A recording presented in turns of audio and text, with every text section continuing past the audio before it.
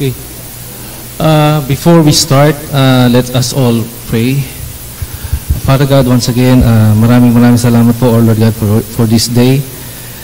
As Thou ordain us to be gathered once again, O Lord God, to hear the preaching of the Word, we do ask, O Lord God, for the Holy Spirit to be upon us. Fill us, O Lord God, and fill us by the Holy Spirit throughout the whole messaging of this that we are about to hear today.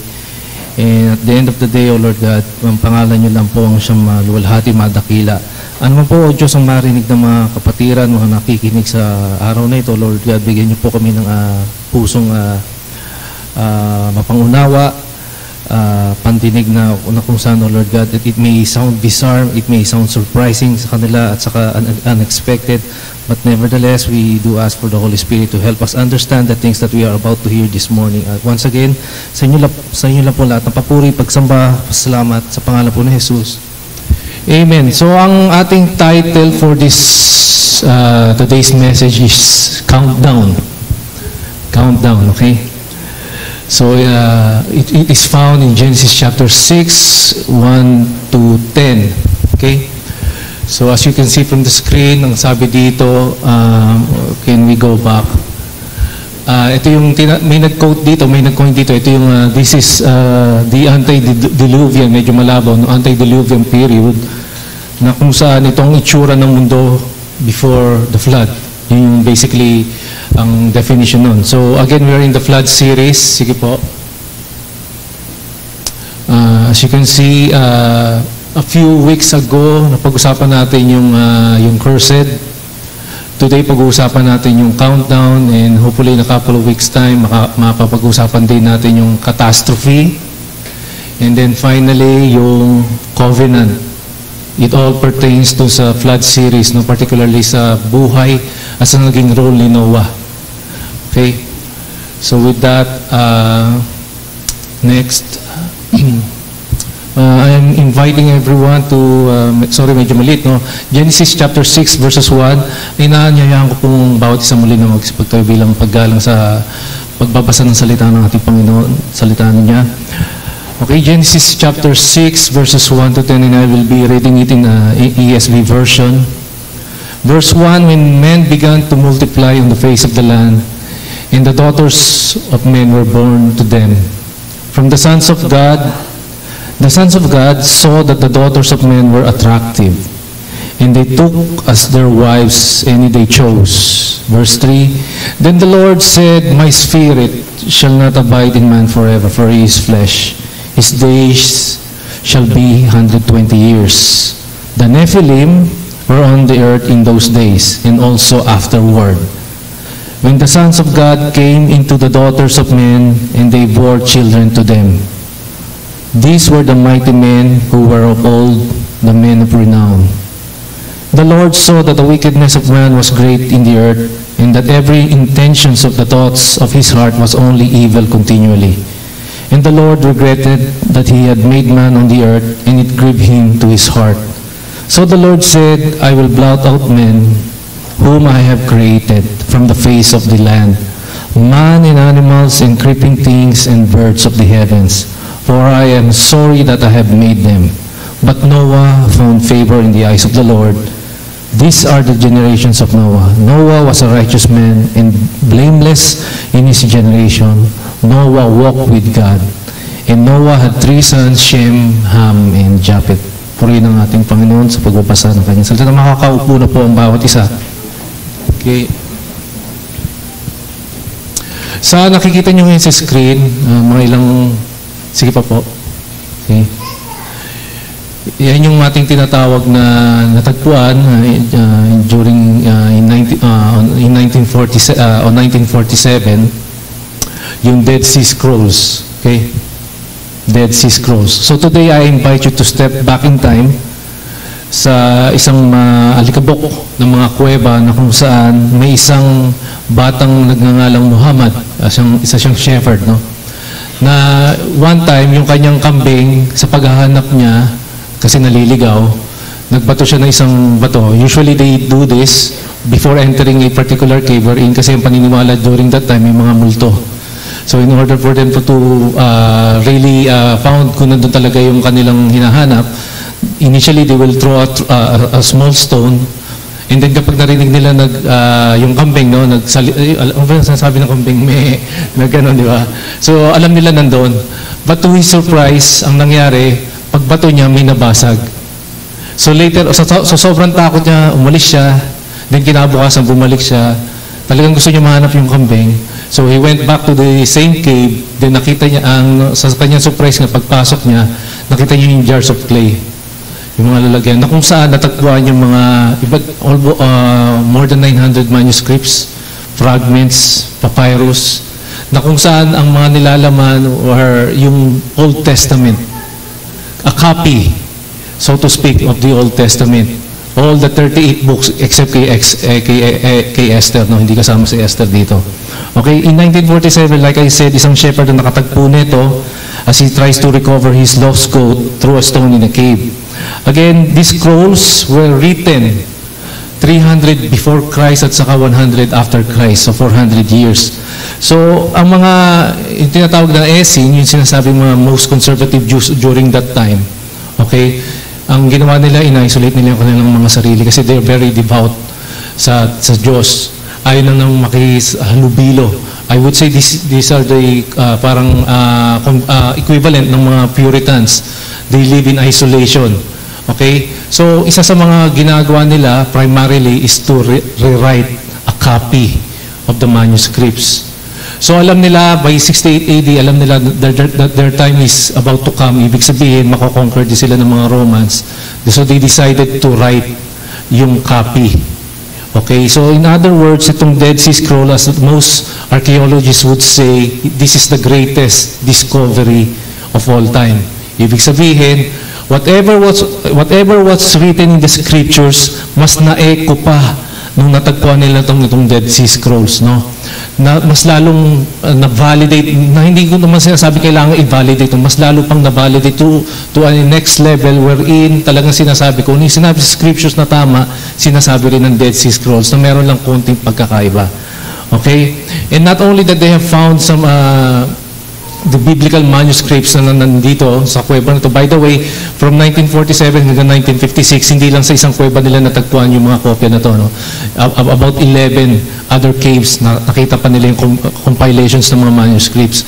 And as I've said, no, hindi lang mga biblical manuscripts ang natagpuan nila dito, maging yung mga tinatawag nating apocryphal books, yung nasa included dun sa Catholic Bible, yung apocrypha means yung hidden, at saka yung mga tinatawag nating pseudo-epigrapha, ibig sabihin yung mga false inscription na kung saan, kunyari ako si Ben, then may nagsulat ng buhay ko, may nagsulat ng mga pinagagawa ko, pero nire-represent niya yung sarili niya as Ben, just to gain popularity, just to gain attention.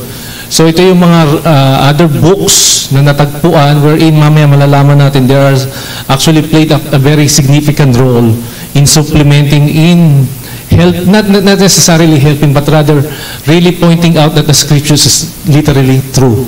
It may not be included in our in our Bible, no, 66 ng ating books natin sa scriptures, pero itong nabanggit ng mga apocryphal books at saka yung pseudepigrapha actually supplement. Again, hindi kailangan ng scriptures ng ganito. But nevertheless, I'm saying na lalo lang pinatibay yung katotohanan na meron sa scriptures through this wonderful discovery na na-discover during 1947. So with that, meron lang akong tatlong bagay, particular na tatalakayin, particular dito sa ating pag-uusapan yung countdown, no? Genesis chapter 6 verses 1 to 10. Tatlong bagay lang po. First and foremost, makikita natin sa screen. Sige po. Una yung rebellion. Pangalawa yung regret. Balik po natin. Sige pa. Isa pa. Yung pangalawa yung regret. And then lastly yung righteous. Okay? So three things that I have managed to observe within the text from verses 1 to 10. First is yung rebellion. Second is yung regret. And then lastly yung righteous. So today, pag-uusapan natin yung rebellion. First and foremost, rebellion. Okay? So, rebellion, it is found in verses 1 up to verse 4. The world as we know it, is full of rebellion. Nations, most nations are full of rebellion.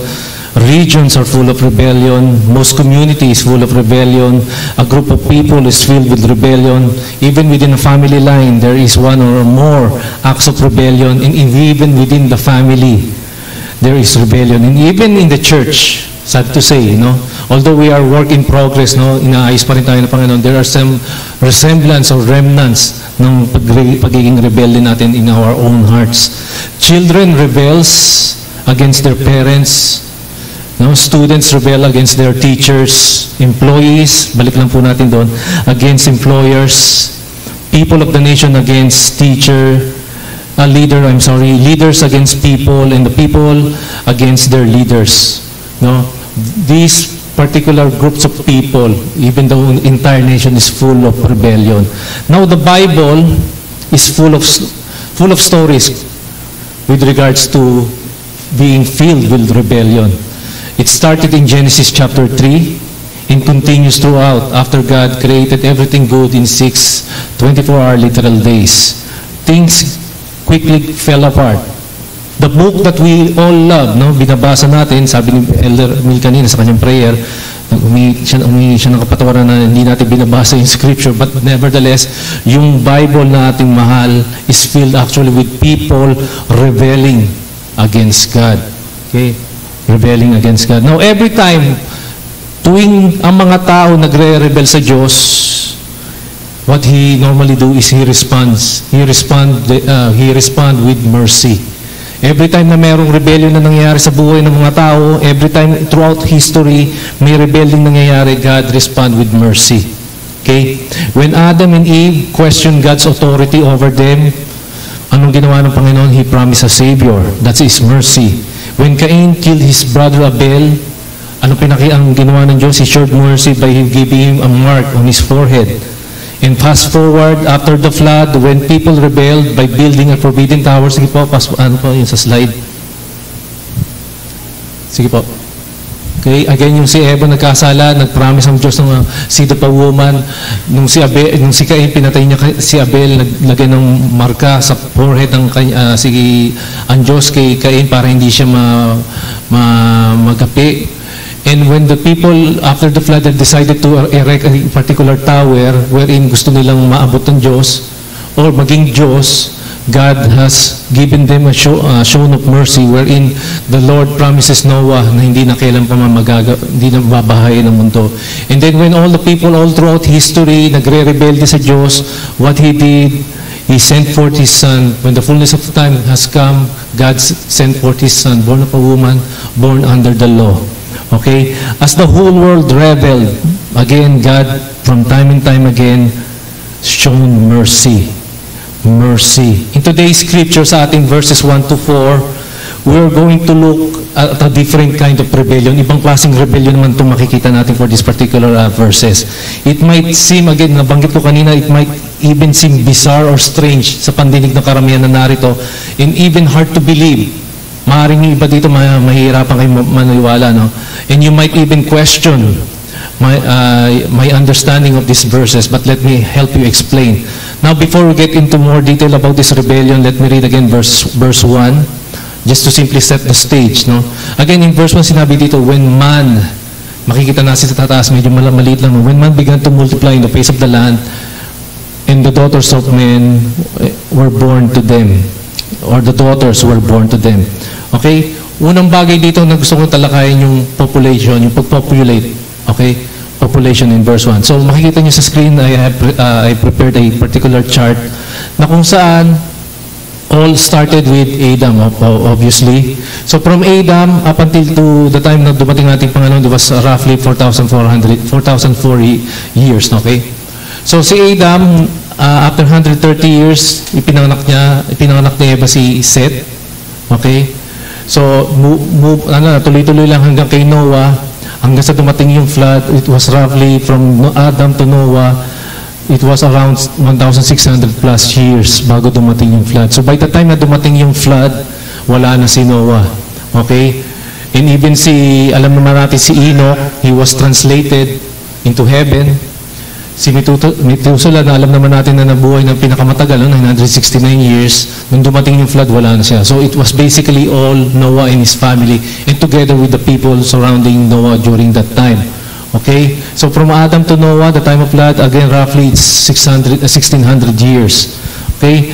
When men began to fulfill what God has commanded our forefathers, si Adam and Eve, to be fruitful, multiply, and fill the earth, in Genesis chapter 1:28. Again, population that time was estimated millions na. 1600 years, millions na rin yung mga tao noon. Now, ang sabi dito, as per their calculation method, sinabi dito per family, averages as 50 na anak. Kung ikaw mo naman, mabubuhay na 100 plus years, no? Hindi ka ba magkakaroon ng 50? Okay, now to give you an example, no? Sinabi rin sa mga ibang mga natagpuan ng mga libro, doon sa Dead Sea Scrolls, na si Adam was said to believe had 33 sons and 23 daughters. 56 in total, okay? Now, just to give you a recent perspective o yung perspective natin sa mga panahon yun, isang Russian na mamalimos by the name of Fyodor Vasilyev, meron siyang total of 87 na anak. 87. Okay? Nabuhay siya for 75 years lang, and yet meron siyang 87 na anak. Yung unang asawa niya, if I can remember correctly, 27 times ng anak. May mga triplets, may quadruplets, at saka may mga twins. Similar nung unang naging beauty siya, nag-asawa siya muli, nagkaroon uli siya ng 18 na anak. So ganun ka, peasant lang ito Ito yung nasa Guinness Book of Record pala, by the way, kaya ako nailagay dyan. And then dito, kung sa Pilipinas naman, kung naalala nyo si late Ramon Revilla Sr., it was rumored, or I don't know whether this one is validated, na meron siyang 72 na naging anak. At ang pinakamaraming naging anak na Pilipina ay walang iba kundi si Lou Salvador Sr. Senior pa rin. Na iba talaga mga senior. Na meron siyang 102 na naging anak. So, ito lang pinapakita ko lang, no? Yung age natin ngayon, maikli, and yet actually a man and a woman could actually produce such and such numbers. How much more during those times na kung talagang sinasabi ng scriptures na nabuhay talaga sila as an average of 800 plus years, definitely aabot sa milyon ng population ng time na yun. Okay, so the theme of this particular verse is all about populating the world. Ito yung eksaktong sinabi ng Diyos kay Adam at Eva na be fruitful, multiply, and fill the earth. Now, before we continue, next slide. So, totoo ba na ang lifespan ng mga tao during those times ay talagang sadyang napakahaba? Na ang biblical accuracy is in question ba talaga? Or can a man really live that long? So, paano? Paano nangyari to? So again, a couple of months ago, I think nag-usap kami ni Elder Ramil. So paano ba talaga nangyari to? Totoo ba to? So ilan lang sa mga factors na ipapakita ko sa inyo na nag-contribute sa long lifespan ng mga tao noon. Itong tatlong nakikita yung images. Sige po, down. Una, yung habitat. Okay, yung habitat. Sige pa. Then second of all, yung genetics. And then yung nutrients or yung diet. Sa atin dito, okay, sa habitat, nung time na yon, it was almost still perfect. Yes, Adam and Eve were already sin, pero nung habitat na yun, bago dumating yung baha, yung kanilang environment was still almost perfect. It was pure, and it was more pristine, yung tinatawag natin na yung condition nila nasa original pa rin na condition. Okay? And then yung tinatawag nilang firmament theory wherein there's a large water canopy na nagko-cover ng atmosphere just to simply block yung radiation na manggagaling sa araw was actually covering the whole earth during that time. And then, maniwala kasi hindi, ang diet talaga noon ng mga tao was all vegetarian. Okay? Vegetarian. Puro mahilig, gulay lang at gulay. Ngayon, sabihin natin siguro ito yung pinaka hindi na natin gusto sa lahat, no? Gulay. No? Sino pa mahilig kumakain ng gulay dito? Yung mga may edad, no? Pero yung mga bata, I doubt. Okay? So another thing is yung genetics. Again, yung human condition nila is almost pristine or yung nasa original na condition pa rin. Ang degradation ng genetics during that time was very slow. Okay? Ang pagtanda, no, medyo mabagal talaga. To give you an example, si Noah nagkaanak 500 years old. Okay? So yun, sobrang tanda na yun sa edad natin ngayon, no?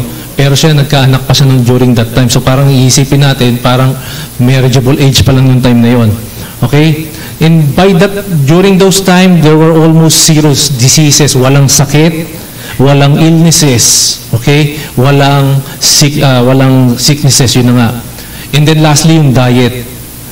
Sinabi sa Genesis 1 verse 29 to 30, it suggests that all men, including animals, were vegetarian, including the dinosaurs, okay? They were all vegetarian. These were several factors that contributed to the long lifespan during those times. In addition, it may not be written, no? But God purposely allowed this to enable human to fully multiply. Inalaw ng Diyos na mangyari to just to simply populate the world. Imagine niyo yung lolo niyong si Adam, naabutan niya pa yung pinaka-grandson niya sa sobrang tagal nila. And even yung ngayon, no, siguro matatanda lang natin yung lolo natin.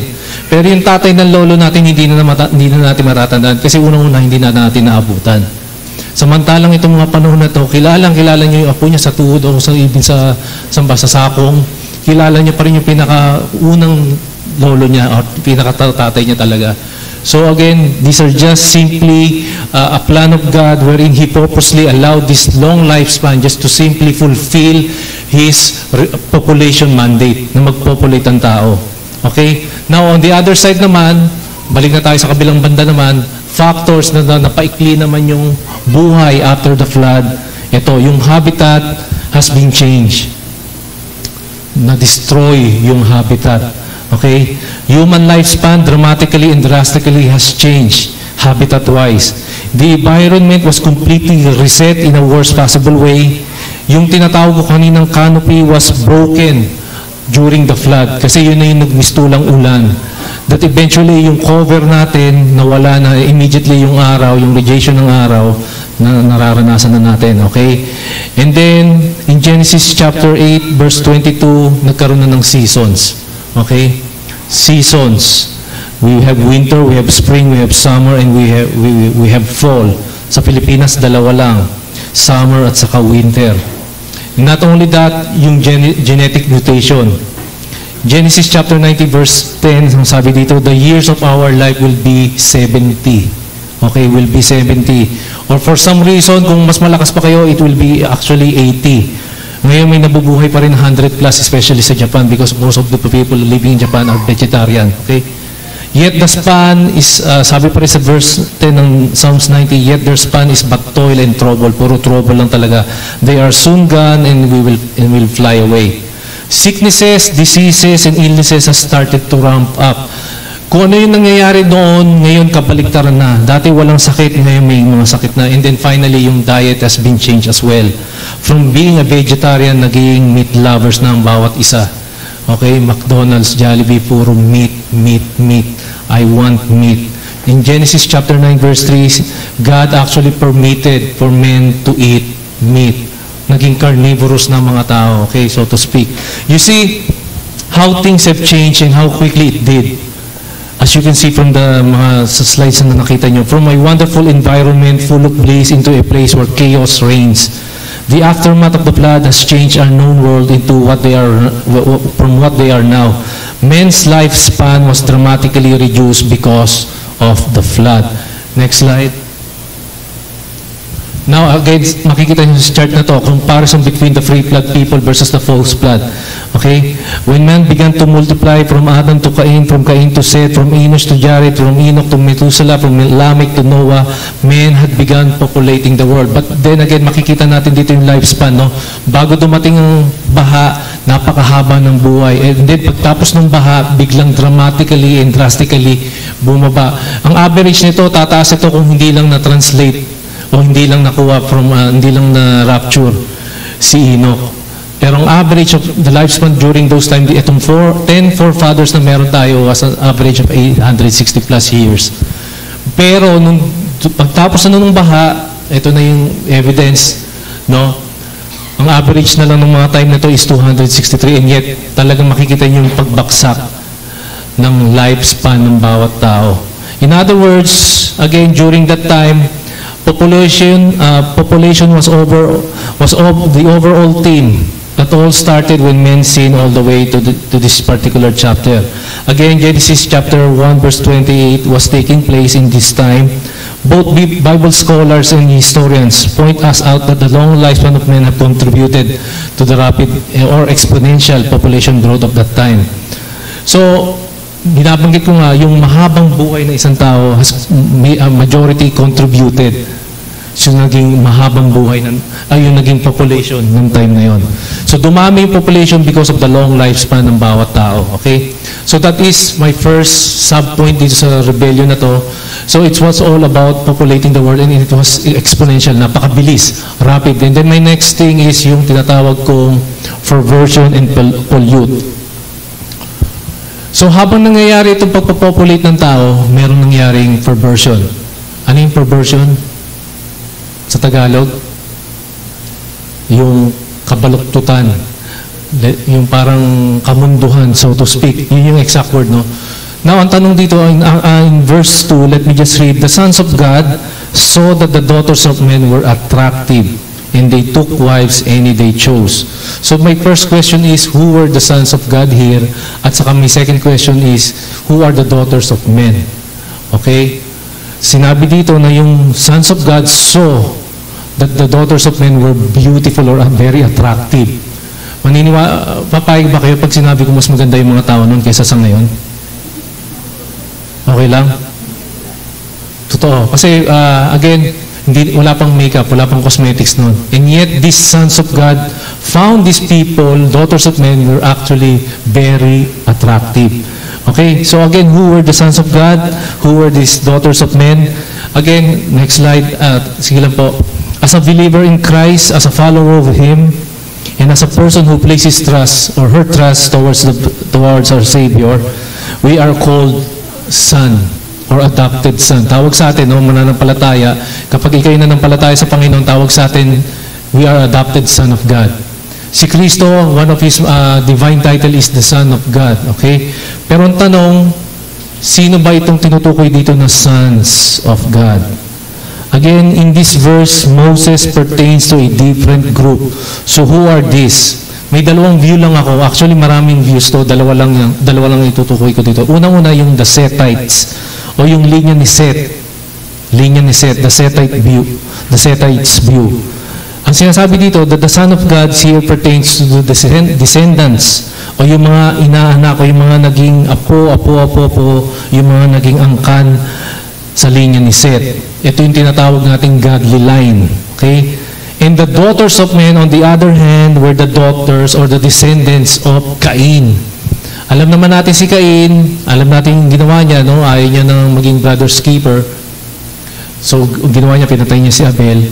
Yung kanyang naging linya was actually ungodly, became so ungodly. So, sinasabi dito sa view na to, na yung Sethites view, yung mga daughters, o yung mga sons of God, yung mga lalaki sa linya ni Seth, nag-asawa, inasawa yung mga kababaihan na sa linya ni Cain, na ungodly. So, nagkaroon ng unequally yoked yung godly descendants at saka yung ungodly descendants.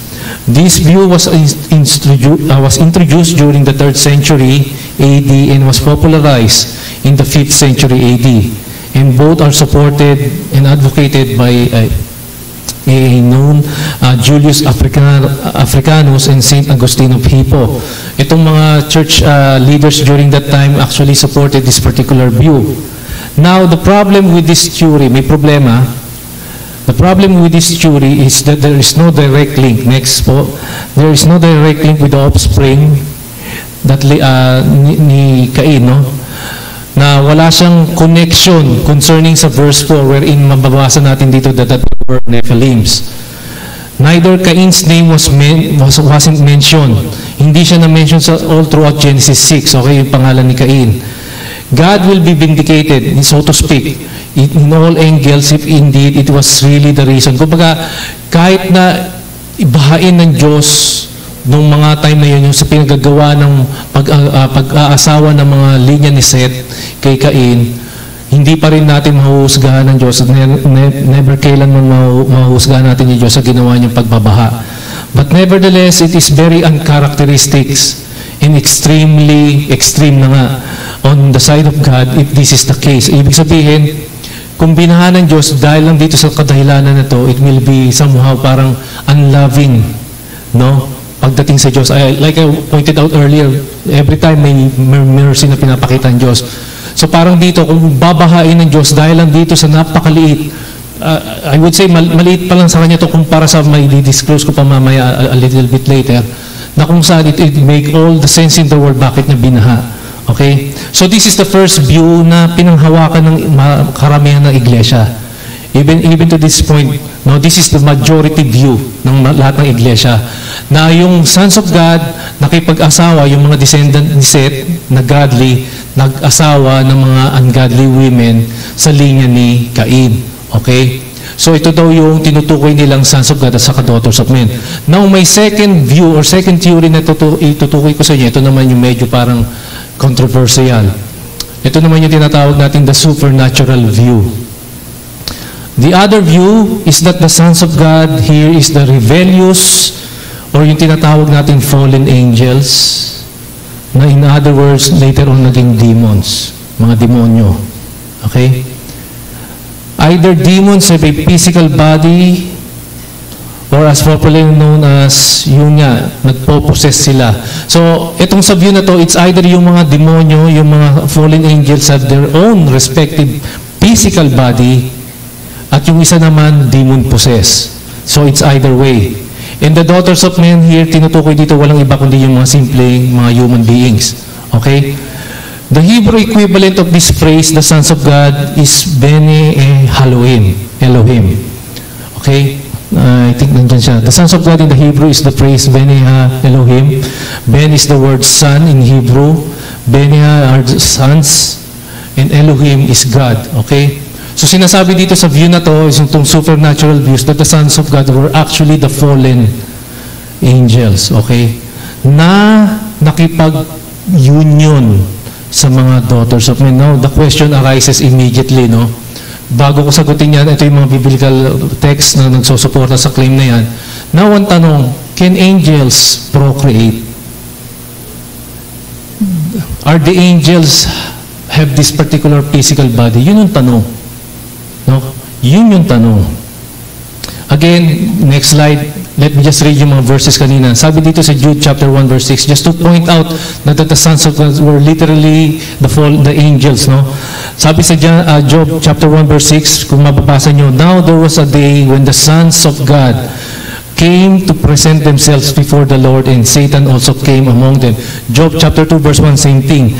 Na itong sons of God were actually the same phrase na ginamit dito, yung Bene Elohim. Okay? Yun yung, again, mababasa nyo sa pattern na ginagawa ni Moises sa Pentateuch.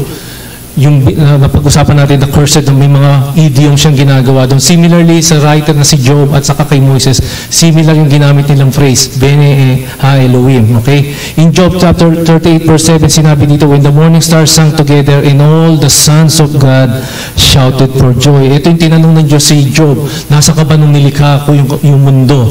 Diba? Wala siya noon, pero ang nandun yung sons of God. Same phrase, same phrase. Now in Jude chapter 6, verse 6, chapter 1, verse 6, isa lang naman ang chapter ni Jude. And the angels, next slide, and the angels who did not stay, again, ulitin ko, and the angels who did not stay within their own position of authority and left, hindi na nagstay, umalis pa and left their proper dwelling, He has kept in eternal chains under gloomy darkness until the judgment of that particular great day. Next verse, sinabi dito, just as Sodom and Gomorrah and the surrounding cities, which likewise indulge in sexual immorality and pursued unnatural desire or in strange flesh, serve an example by undergoing a punishment of eternal fire. And then lastly, 1 Peter 3:19-20, in which He, si Kristo, ito na yung sagot sa tanong ko last time around, nasan ba si Kristo during that time na bago siya na-resurrect? Ito yung sagot. In 1 Peter chapter 3 verse 19, sabi dito, in which He, si Kristo, went and proclaimed to the spirits, which is literally means fallen angels in prison, Verse 20, because they formerly did not obey. Ulitin ko, because they did not formally obey when God's patient waited in the days of Noah, while the ark was being prepared, in which a few, that is, 8 persons were brought safely through water. Again, itong view na to, if I could explain it properly, sinabi doon kanina sa Job na every time ng mga sons of God magpe-present, even kasama si Satan, yung phrase na binanggit ko in Hebrew was Bene Eha Elohim, okay? So this is the same phrase na ginamit ni Job, na ginamit ni Moises, pertaining to the angels. Okay, angels lang muna. But then when we come to Jude chapter 1, and verse 6 at saka verse 7, and even in Peter, sinasabi dito that these angels who usually present themselves before the Lord has already fallen.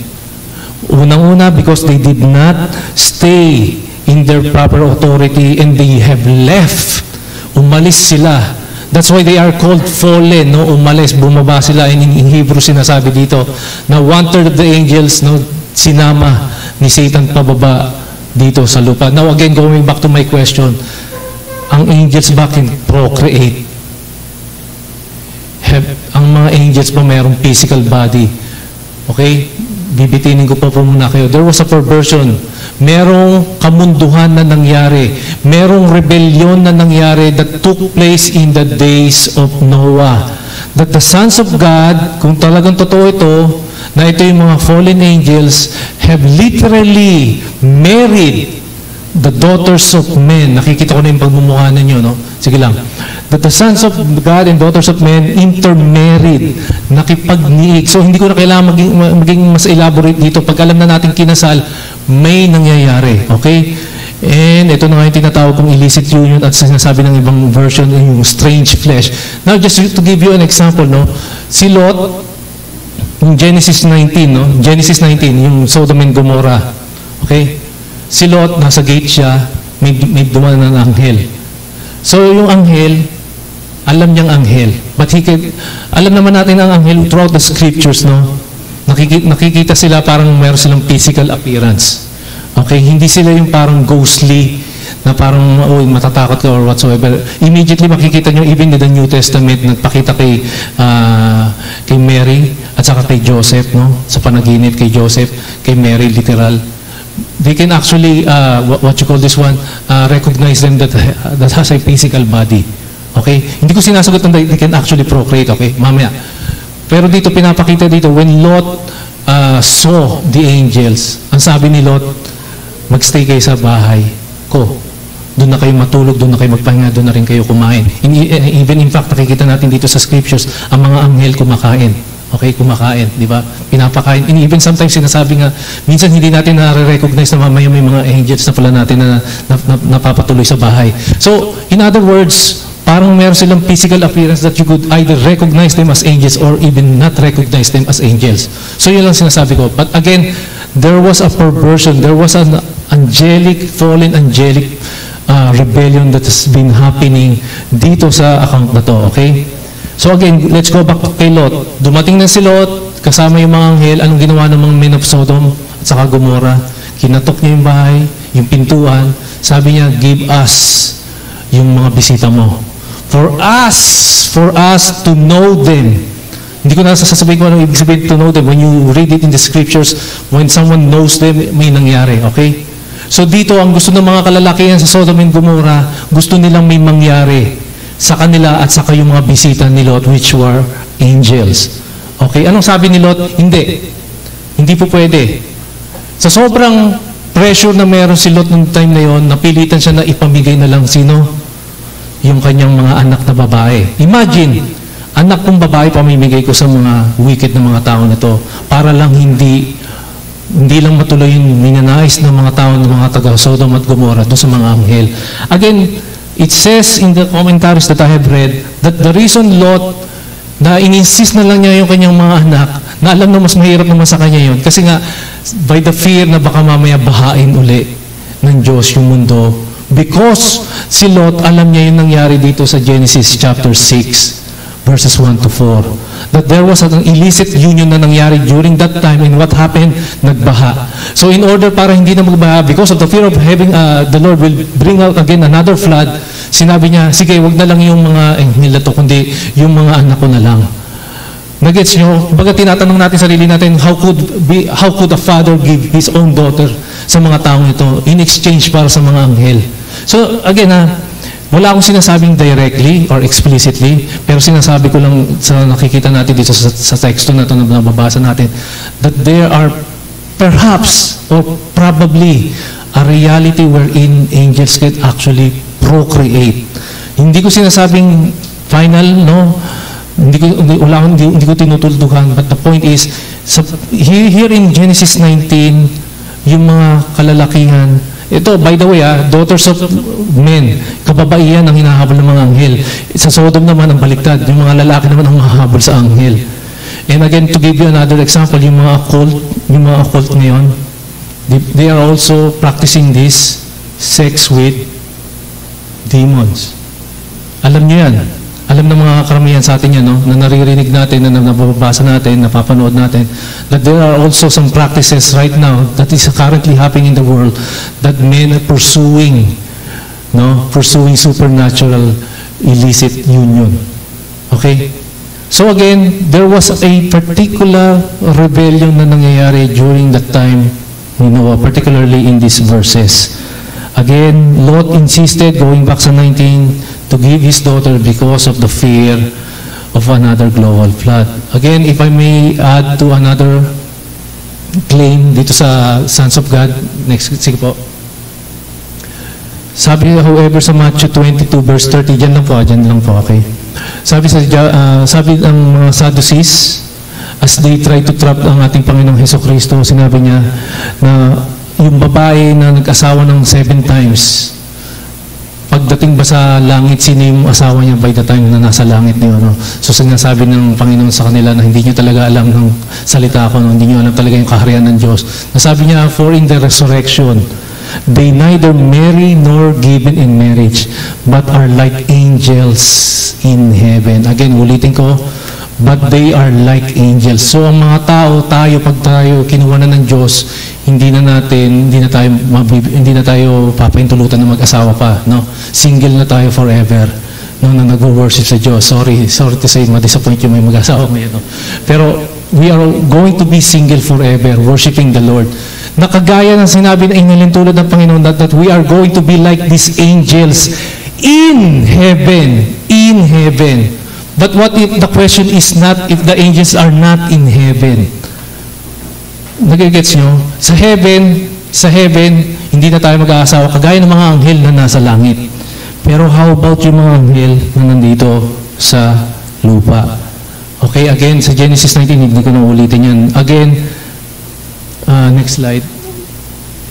Now, nabanggit ko kanina yung importance ng Dead Sea Scrolls, no? Yung Dead Sea Scrolls, natagpuan din dito yung tinatawag nating uninspired. Uninspired, ibig sabihin hindi God-breathed, hindi inspired ng Holy Spirit. Pero itong si First Enoch, meron siyang sinasabi dito na actually supports, or babaliktarin ko, yung nabanggit ko kaninang kay Jude at saka kay Peter, Pastor, ito.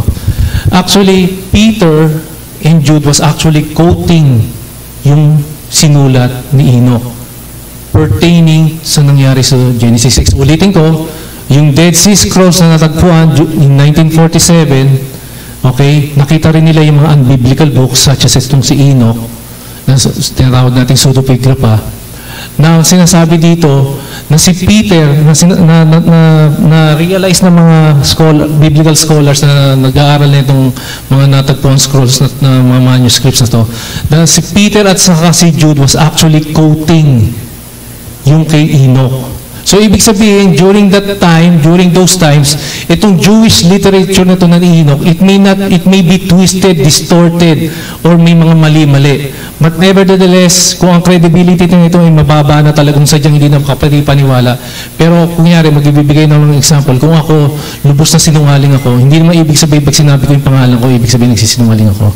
Maaaring nagsasabi ako ng totoo. So, basically, ang sinasabi dito, si Enoch, hindi siya inspired, yes, Pero nevertheless, kinote pa rin siya nila Peter at saka ni Jude pertaining to what is taking place during the time kung sa Genesis na pinag-uusapan natin ngayon. Okay? Sinabi dito, and it came to pass that the children of men had multiplied, no? In those days were born unto them beautiful and comely women. And the angels, sinabi dito, and the angels, the children or the sons of God of heaven, na bumaba na sa lupa, so, hindi lang kanina so, no? Kanina they found out that they were beautiful. And even dito nilagay na dito yung word na dito na yung lasted. They just simply didn't saw them as beautiful, naglast pa sila. They lasted after these beautiful women. So sinabi dito ng mga anghel, come, let us choose wives from among the children of men and beget us children. In other words, they defile the women because in exchange they teach them witchcraft, mga magic, mga bagay na ginagawa na nakikita natin normally sa mga occult, okay? They became pregnant and they bore, sa verse 4, yung tinatawag na Nephilim or yung mga giants. More on this later. Okay, sinasabi lang, again, ulitin ko lang, no? Sinasabi lang dito, na kinote, actually ni Peter at saka ni Jude, yung sinasabi ni Enoch, na merong nagkaroon ng intermarriage na pinagbabawal, forbidden. Again, sa unang pag-iisip, mga anghel, hindi talaga sila pwede mag-procreate. They are created beings just like us, pero mas more majestic at saka mas more malalakas. Diba? They can actually travel anywhere they want. They're not omnipresent, but they can actually travel faster than us, okay? And even sometimes there are depictions na meron silang pakpak, which literally, meron man talaga, kagaya ng mga cherubim, mga seraphim, diba? Ang kagaya na lang ng seraphim, may 6, right? Sa harap ng Diyos, nakatakip yung 2. Diba? Yung dalawang pares, ay, isang pares na nasa paa. The point is, they have this physical appearance, so to speak. But again, the question is, can they really procreate? Yun yung question. Okay, the question is why? Bakit nangyayari itong rebellion na to? Why? The perversion or yung rebellion na nangyayari was all about to pollute. To pollute. So ang motivation ng mga anghel that time was simply to pollute yung linya, yung mga descendants. Again, ulitin ko, as the world is being populated, na nagpopulate, nagpaparami. So ang mga anghel na nakaanib kay kaaway, ang purpose niya was to simply pollute the seed. Ibig sabihin, sinabi sa, let me correct myself, Genesis 3:15 yan, na sinabi doon na yung seed of a woman versus the seed of the serpent. Right? Naalala niyo yun? I will put enmity between you and her, the woman. Diba? Naalala niyo yun? The seed of the woman and the seed of the serpent. So, ibig sabihin, ang ginagawa ng kaaway at sa kanyang mga anghel na sumunod sa kanya were simply to pollute the lineages. So, ibig sabihin, kapag nangyari yun, si Kristo may papanganak na polluted. Full of sin, full of wickedness, so therefore disqualified being our Messiah. Magiging sinful din siya kagaya natin. No? Sinner by nature, sinful by practice. So kumbaga kung iisipin nyo, bakit ano ba yung motivation ng mga fallen angels dito was just to simply stop kung ano yung sinabi ng Diyos doon sa sinabi niya sa Genesis chapter 3 verse 15 na may darating na Messiah, Savior, na walang bahid ng kasalanan, no, magliligtas, etc. and etc. So si Satan in his pursuit na mapigilan ito, wala siyang choice kundi gawin itong mga nakikita at naririnig niyo sa akin ngayon. Okay? And I encourage each and every one of you, kung may panahon kayo, kung nagbabasa kayo, konting panahon, bigyan nyo ng tone at pansin ito kung whether nagsasabi ako ng tama o mali. But anyway, it became later on the war of the seed ng women, which became the church, at saka ang seed ng kaaway. So, what was the daughters of men agreed? So, ito pa isa, kung meron pa mga ating sa baba. Okay. Sabi ni Jim Boyce, and I quote, the Savior could not be born of a demon-possessed. Even si Jim Boyce, a demon-possessed mother or a father, in a father. If Satan could succeed, the deliverer could not have come. It's either dumating siya o hindi na talaga siya darating. So just imagine, no, ulitin ko, habang nagpaparami ang tao, si Satan and his allies, the fallen angels, went into the daughters of men just to simply pollute, maging makasalanan lahat. No? But again, Noah found favor. Later, natin yan. Okay? So ano yung pinangako, by the way, in exchange, o yung quid pro quo na tinatawag sa mga kababaihan, bakit sila napapapayag na itong mga tinatawag kong itong supernatural view? Ano yung exchange? Same thing, no? Kung ano yung sinabi ni Satan kay Eva at saka Adan sa garden, no, na you will not surely die and you will be like God, kagaya ko. So, in exchange para ibigay ng mga babae yung kanilang pagkababae sa mga tinatawag natin ng mga fallen angels na to, they were given a promise na kayo ay magiging kagaya ng Diyos at kailanman hindi na kayo mabubuhay. So yun yung naging motivation on the part naman ng mga kababaihan, bakit sila pumayag. Okay? On the one hand, ginagawa ng mga fallen angels just to simply pollute yung nangyayaring population na nagaganap ng time na yun, in exchange na yung mga kababaihan expecting na in return hindi sila kailan mamamatay. Because again, yung long lives pa nun, first hand information pa rin yung mga nandoon na sinabi ni Adam from hanggang kay Noah na mamamatay tayo lahat. So sila, in order para hindi nila hindi mangyari yun, they have to do this particular rebellion na nakikita natin. Again, so what made the daughters of men to marry the sons of God? The same lie Satan told Eve in the garden, that you will be like God and you will not surely die. It was all about the first gospel, or kumbaga ang pinaka-bottom line dito, yung napangako ng Diyos sa first gospel pronunciation, o yung tinatawag natin proto-evangelion or yung evangelium, okay? In Genesis chapter 3 verse 15, like I said, I will put enmity between thee and the woman, and between thy seed and her seed, it shall bruise thy head, and she shall bruise your heel. Okay? Next. So after, ito po, it's all about the evangelion. So next thing is yung sa verse 3, patience naman. Patience. Malapit na po tayo matapos. The Lord God had enough. Kumbaga, enough is enough. Sabi ng Panginoon, time is up. Pagkatapos ko magbigay ng mga endless warnings, no, hindi sila nakikinig. Instead, ang ginawa nila, they prostituted themselves with these sons of God. If this is indeed true, His patience had run out.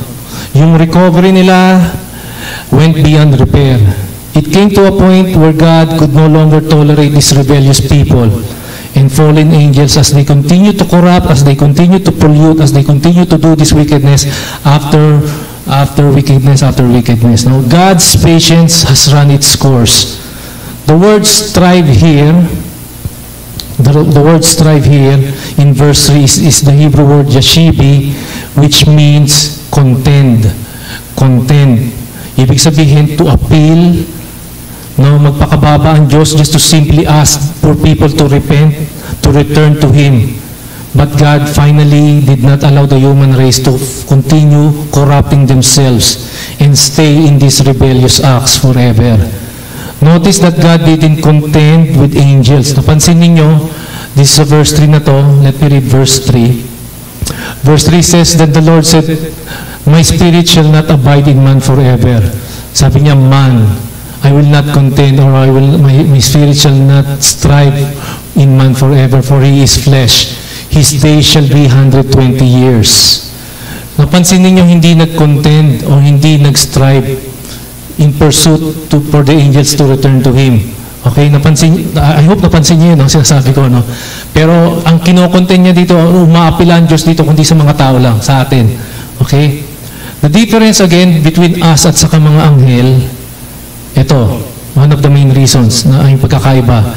The reason we were given a second chance per se in the gospel and the angels were not given was simply because tayong mga tao, we are not fully aware.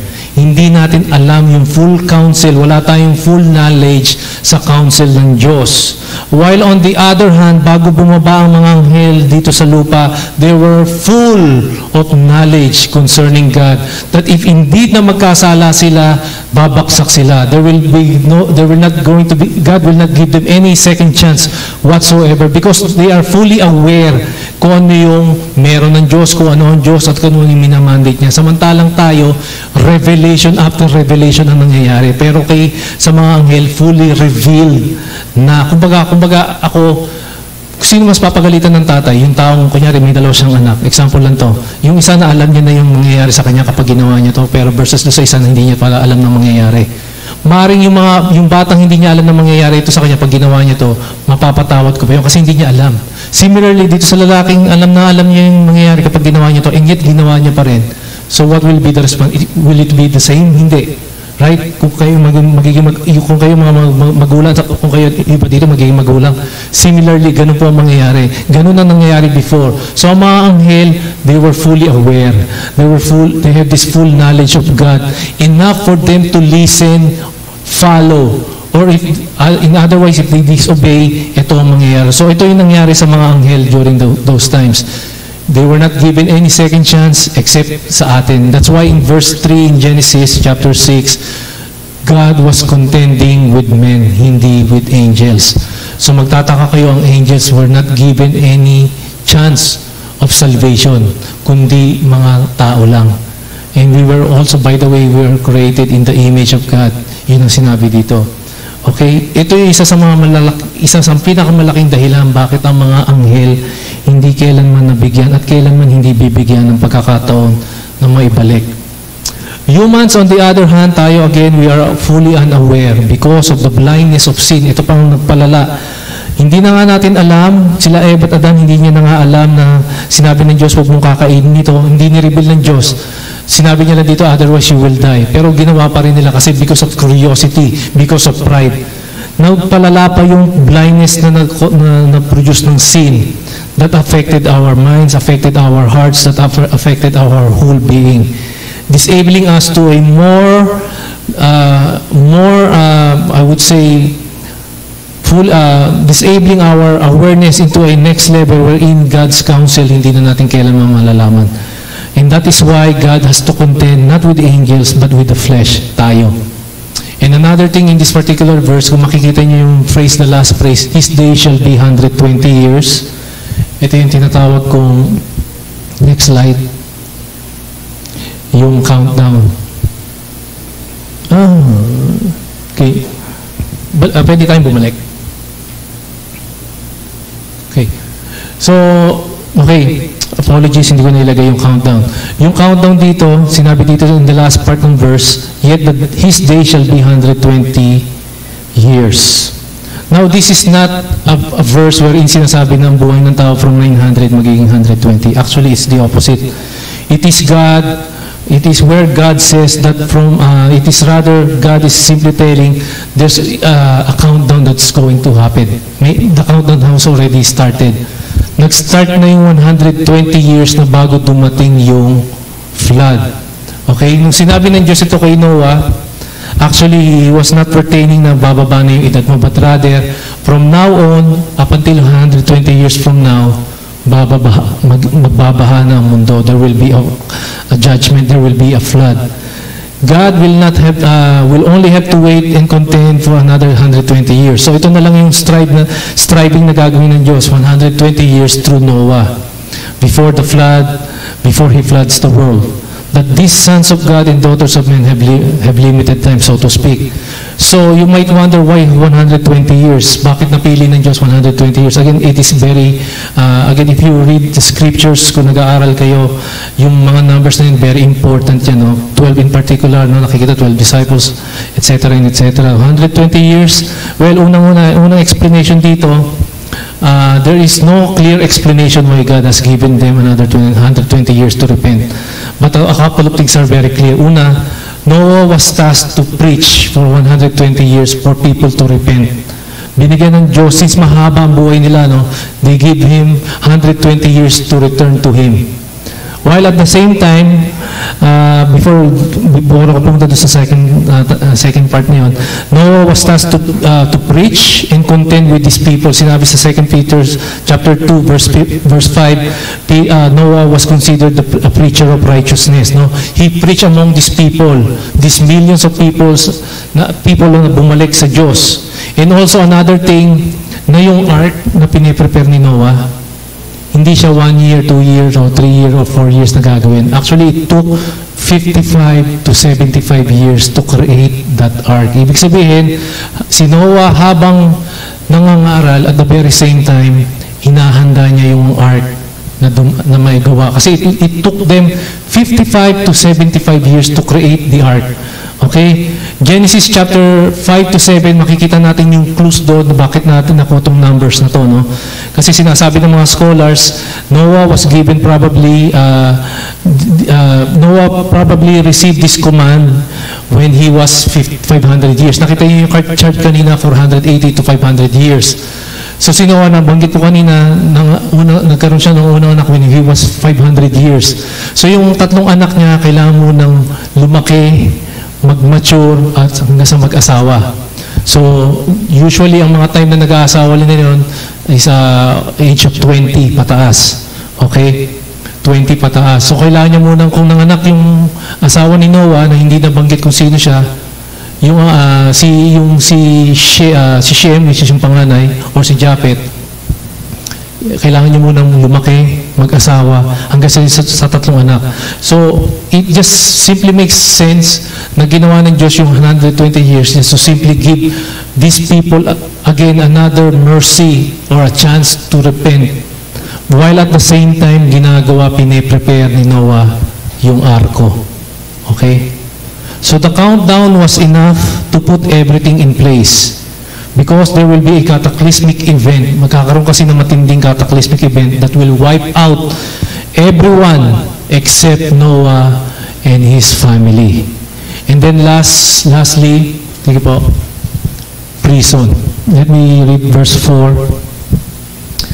There were giants or Nephilims on the earth in those days and also afterwards. No? So, ibig sabihin dito, may mga higante daw noon bago bumaha at pagkatapos ng baha. Where the sons of God, ayan na naman, came into the daughters of men, and they bore children to them. Those were mighty men who were old, men of renown. So, yung sinasabi dito ni Moises, meron daw mga higante na na-produce ng sons of God at saka yung mga daughters of men. Ulitin ko, sabi ni Moises, hindi ko sinasabi na meron daw mga higante ng mga panahon na yon. Yung mga higante na yon, naging offspring sa pakikipag-anib ng mga tinatawag nating supernatural na mga anghel at saka yung mga daughters of men. Ito yung naging bunga. Giants daw. Okay, hindi ako nagsabi si Moises. At sinasabi dito, those were mighty men who were old, men of renown. Men of renown, ilang beses na nabanggit yan, nasulat ni Moises yan, particularly kay Nimrod, no? Men of renown. Again, alam niyo yung movie na Clash of the Titans? Napanood ng ibang maaral dito, yung Clash of the Titans. Yung merong Kraken. Okay? Meron in Greek mythology, there's a story where is there a particular place, a place of torment, a place of punishment. It is called Tartarus. Nakikita niyo yun sa Tartarus. And by the way, sinabi rin yan sa 2 Peter chapter 2 verse 4. Okay? Na ito lang bago ko ituloy. Yung mga myths, mga mythologies, and then yung kanina yung first Enoch, yung mga apocryphal, at saka mga pseudo-apocryphal, it's just simply a biblical story na they were orally transferred. Pero naging twisted, naging distorted. Kaya mapapansin nyo sa iba't ibang mga mythologies, may mga flood stories. No, sa iba't ibang mga nations, may mga flood stories, kaya nagbanggit ko sa China. But they were all twisted. Kasi unang-una, it is uninspired. Naalala nyo yung naglaro yung tayo, hindi ito yung mga kalalakihan, mga mix-mix, no? Yung sa unahan hanggang sa ikalimang tao, ipapasa mo yung salita, yung kung ano yung sinabi. Pagdating sa dulo, iba na, di ba? Kung ano yung original na sinabi ng una, pagdating sa pangalawa, 3, 4, 5, iba na yung sinasabi. So similarly, ganun yung analogy doon. Since these writings are uninspired, ang nangyayari na twist na napapalayo na yung istorya. In even some Greek mythologies, binabaliktad nila na ang Diyos ng Biblia siya yung kaaway, samantalang yung kaaway siya yung nagiging bida. But again, these are all biblical stories, biblical narratives na orally, salita na naipasa, that became twisted over time, that became twisted through the passage of time, distorted, no, naging sinful na. Okay? But ang Word of God is inspired, so therefore it is of no error at saka truth. Okay? So here, kay Peter, going back in 2 Peter, sino may Biblia? NIV? ESV. Tignan mo yung footnote dun sa word na hell.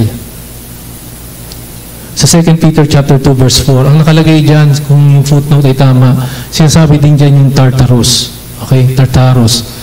Na yung Greek mythology, sa Greek mythology, sinasabi nila yung pinagkukulungan, kung saan nakakulong itong mga titans na to, is yung a place of punishment, a place of torment, which is called Tartarus. Si Peter, on the other hand, sinasabi niya rin na itong mga spirito na to, na ikinulong, ay nasa place which is called the same word, Tartarus.